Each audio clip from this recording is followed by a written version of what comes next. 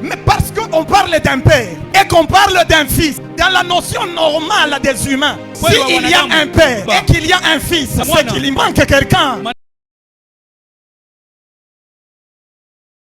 On ne peut pas comprendre le Saint-Esprit avec des mots. Attention, pour bien comprendre le Saint-Esprit, il faut prendre deux aspects de la vie. Il faut partir de l'aspect d'un royaume, soit d'une famille. Parce que la Bible tout entière, c'est l'histoire d'une famille. L'histoire de toute la Bible, c'est Dieu qui cherche à fonder une famille. Et dans le même sens, l'histoire encore de la Bible, c'est Dieu qui veut former un royaume. Donc premièrement, Dieu cherche à fonder une famille. Deuxièmement, il veut restaurer un royaume. Donc tout ce que vous lisez de Genèse à Apocalypse, ce n'est que l'histoire d'un monsieur qui cherche à refonder sa famille. Et donc pour comprendre Dieu, il faut déjà partir de la notion de la famille de la terre. Frères et sœurs, vous ne comprenez pas Dieu si vous ne cherchez pas à comprendre le fonctionnement normal d'une famille ou d'un royaume. Dans la notion déjà de la Trinité, il y a quelque chose qui nous frappe à l'esprit. Les trois êtres essentiels de Dieu. Nous avons premièrement le Père. Quand on l'appelle Père, ce n'est pas par masculinité, mais c'est par responsabilité. En Jean chapitre 4, Jésus va définir Dieu en disant Dieu est esprit. Cette phrase a banni déjà toute possibilité de la sexualité. Ça veut dire Dieu est asexué. Dieu n'est ni homme ni femme. Mais quand le texte biblique pose le fondement de sa paternité, c'est pour nous donner l'image de ce qu'est Dieu, de ce que fait Dieu. Parce que dans le texte de la Bible, on nous présente un Dieu créateur. Mais ce Dieu créateur était à la recherche de quoi? De fonder une famille. C'est pourquoi il va d'abord commencer par se révéler comme Père. Il n'est pas masculin. On dit Dieu créa l'homme. On ne parle pas de l'homme masculin. On parle de l'Adam. On parle de l'être humain qui avait été créé androgyne. C'est-à-dire un être qui possède lui-même le sexe masculin et le sexe féminin. Au verset 27, quand on dit Dieu il créa l'homme et la femme, ce n'est pas l'homme masculin et femme féminin. Mais on parle en hébreu de Zakar Nekeva qui veut dire il créa l'homme masculin et féminin. L'homme lui-même, l'être par son essence que Dieu avait créé, il n'était ni masculin ni féminin, c'était un être bisexuel, un être androgyne. Et cette réalité nous expliquait déjà les réalités de la personnalité de Dieu qui n'est ni homme ni femme parce qu'il possède un côté masculin et un côté féminin. C'est pour donc expliquer que Dieu dans son essence, il n'est ni un homme ni une femme, mais quand on l'appelle Père, c'est par responsabilité. Et puis dans cette trinité là, il y a le Fils. Quand on dit qu'il est le Fils, ça ne veut pas dire qu'il a été engendré ou qu'il est plus petit que le Père, mais c'est aussi par responsabilité qu'il est appelé le Fils. Ils sont co-éternels. Il est Fils par responsabilité, non pas par naissance, parce qu'il est éternel. Mais parce qu'on parle d'un Père et qu'on parle d'un Fils, dans la notion normale des humains, s'il y a un Père et qu'il y a un Fils, c'est qu'il manque quelqu'un. Et ce qui manque donc, c'est une mère. Mais le problème, c'est qu'au lieu de dire qu'il y a une mère, on dit c'est le Saint-Esprit. Et le problème, c'est qu'il est le seul de la Trinité qui ne possède pas de nom. Le Père s'appelle Yod et Vav et le Yahvé. Le Fils s'appelle Jésus. Mais le Saint-Esprit n'a pas de nom. Pourquoi? Parce qu'en réalité, le Saint-Esprit possède le nom de celui en qui il habite. C'est que le Saint-Esprit n'a pas voulu prendre des noms. Pas parce qu'il n'a pas de nom, parce qu'il ne veut pas posséder une seule identité. En étant en Ashkenaz, le Saint-Esprit est appelé Ashkenaz. En étant chez Nathan, le Saint-Esprit est appelé Nathan. En étant chez James, le Saint-Esprit est appelé James. Il ne possède pas de nom parce qu'il veut prendre le nom de celui qu'il utilise. C'est pourquoi je parle à quelqu'un ce matin. Le Saint-Esprit possède ton nom. C'est ton nom qui est le... Mon Dieu, c'est ton nom qui est le nom du Saint-Esprit. Le Père s'appelle Yahvé. Le Fils s'appelle Jésus. Mais le Saint-Esprit s'appelle de ton nom. Il porte le nom de celui qui est lui utilise. Dans l'Ancien Testament, c'est lui qui donnait les lois. C'était Dieu qui donnait les lois à Moïse. Mais lorsque les gens commencent à enseigner, ils disent Moïse nous avait dit. En réalité, ce n'est pas Moïse qui disait. C'était Dieu qui parlait à Moïse. Et Moïse communiquait. Pourquoi on dit c'est Moïse qui a dit? Parce que le Saint-Esprit a pris le nom de Moïse. La Bible dit, Dieu parle à Moïse que je vais prendre l'esprit qui est sur toi. Je vais le diviser en 70. Et ce que toi tu faisais sera fait par 70. On croyait que c'était l'esprit de Moïse qu'on prenait. Oui, c'était l'esprit de Moïse. Parce que le Saint-Esprit avait déjà pris le nom de Moïse. Deuxième des choses, en tant que mère Il y a une problématique de permanence. Un père n'a pas le temps pour ses enfants. Les pères ne passent pas tout le temps avec les enfants. Et une mère peut être en train de lessiver son enfant et toujours sur le dos. Elle fait les autres choses, mais l'enfant est là. Le problème avec les papas, quand il est concentré sur une chose, ne l'embrouillez même pas. Mais pas une mère. La mère peut travailler X. Elle a déjà tenu l'enfant avec le pied. Mais elle fait d'autres choses ici. Cette capacité de multitâche, ça s'appelle le Saint-Esprit. Cette capacité de faire plusieurs choses au même moment. Dieu l'a essayé, mais il ne l'avait pas réussi. Parce que Dieu le Père dans l'Ancien Testament, il travaillait avec quelqu'un dans chaque génération. Il prend Moïse, il travaille avec lui. Moïse passe, il prend Josué. Celui-ci passe, il prend celui-là. Mais pas une mère. Le Saint-Esprit, elle dit, lorsque le Saint-Esprit viendra sur toute chair, vos fils et vos, mon Dieu, vos fils et vos filles. Donc il ne travaille plus avec quelqu'un. Il prend plusieurs personnes. Il les utilise au même moment, au même instant. N'est-ce pas une mère? Elle fait à gauche, elle fait aussi à droite. Elle lave celui-ci. L'autre commence à crier. Elle lui dit, calme-toi, prends le pain. Elle change, elle dit à celui-ci, viens, je veux t'enlever la morve. Elle dit à l'autre, non, non, arrangez ses souliers. Elle est multitâche. Le Saint-Esprit aussi. C'est pourquoi en hébreu on l'appelle la rouar. Le mot rouar en hébreu c'est au féminin. Il y a une problématique qui se fait.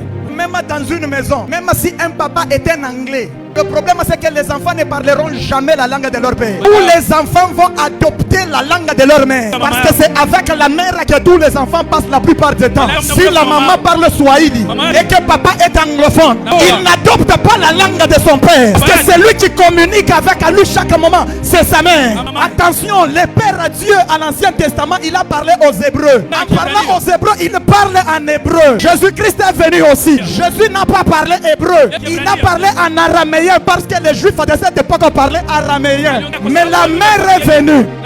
Lorsque le Saint-Esprit est venu, je ne connais pas bien l'hébreu. Je peux tâtonner sur l'araméen. Mais la langue de ma mère, la langue de ma mère, ça je la parle. Je parle au moins la langue de ma mère. Parce que c'est avec elle que je passe beaucoup de temps.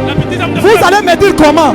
Jésus-Christ lui-même a dit, notre Père qui est au ciel, c'est que mon Père à moi, il vit au ciel. Mais ma mère, il dit, je ne vous laisserai pas orphelin.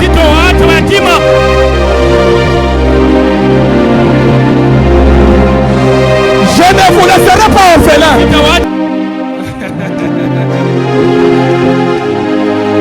Attendez juste la mère. La problématique avec une mère, lorsqu'une mère est absente, la maison est toujours en désordre. Et lorsqu'elle entre, chaque chose commence à rentrer à sa place. Pierre, avant que la mère vienne, Pierre était en désordre. Il était parti pêcher parce que la mère n'était pas là. Il ne savait plus ce qu'il fallait faire. Mais lorsque la mère est venue, Pierre a tout délaissé parce que l'ordre devait rentrer. Notre mère. Le problème avec le Saint-Esprit, c'est qu'on peut dire les choses que personne ne comprend pas, mais il n'y a qu'une mère qui puisse les comprendre. Un bébé peut venir, il vient auprès de papa Jansi. C'est quoi le problème? Demandez à sa mère. Maintenant dans le combat, les mères ont une intuition instantanée. Si une mère est assise quelque part et que son fils est frappé à l'autre parcelle, même si les cris des enfants qui pleurent là-bas sont identiques, sa mère te dira attention, je vois le petit cri qui sort, ça c'est mon enfant. Attention, en Égypte il n'y avait pas que des juifs, il y avait aussi des ramassis, ce qu'il y avait aussi les gens des autres nations. Mais le propriétaire de l'enfant ne dit pas que j'ai écouté les cris des gens qui étaient en Égypte. Il dit j'ai entendu les cris d'Israël. Notre mère, tu as peur de qui et de quoi? Tu as ta mère. Je me souviens un jour, j'avais offensé mon père. Mon père a dit, tu ne manges pas pendant 2 jours. Ne donnez rien. Vers 19h, je sentais pas. Kak. Wanze kushikia ako beba kule. La mère, un père, il peut enfermer le cœur. Mais la mère qui était à la maternité, quand elle voit l'enfant pleurer, elle peut franchir même les lois, mon Dieu, les lois de son mari, le Saint-Esprit. C'est pourquoi la Bible dit, pendant nos moments de faiblesse, le Saint-Esprit intercède par des soupirs inexprimables. Comme pour dire, je sais qu'il a péché, mais des soupirs inexprimables. Alléluia, Oberman. Je sais qu'il ne mérite pas, mais les soupirs inexprimables. Notre mère, l'apôtre Pierre, Jésus les enseigne en disant, c'est lui qui me réunit au devant des hommes. Je les réunirai devant mon père, non pas devant ma mère. On arrête Jésus. On regarde Pierre. Viens ici, mon frère. Tu es aussi l'un d'eux. Il fait des imprécations. Je ne les connais pas. En réalité, Jésus est allé accuser Pierre, c'est Dieu, parce que Jésus ne peut pas mentir. Il a même dit, ah mon Dieu, il a même dit à son père, Pierre m'a renié. Plus question de l'aider. Jésus ressuscite. En Marc chapitre 16, il dit aux femmes, allez dire aux disciples, mais aussi à Pierre. C'est que dites d'abord aux disciples, oui, à Pierre. Comme pour dire, il ne fait plus partie du lot. C'est que dites aux disciples. Ensuite, à Pierre. C'est que Pierre, on ne l'appelle plus disciple. Il est écarté de la course du disciple-là. Mais la Bible déclare que le jour où la mère est venue, c'est lui qui était écarté. En Actes chapitre 2, le premier que le Saint-Esprit prend. Et il commence à parler à la place de ceux qui étaient inclus. La mère, exclue du course, bannie des autres, oubliée par ses frères, jamais par la mère. Peu importe le nombre de péchés que tu as commis, ce matin je suis venu t'annoncer que tu as une mère. Tu as une mère. Acclame Dieu des cieux. Pour finir, écoutez bien ici parce que c'est trop fort. La mère vient nous initier à la divinité.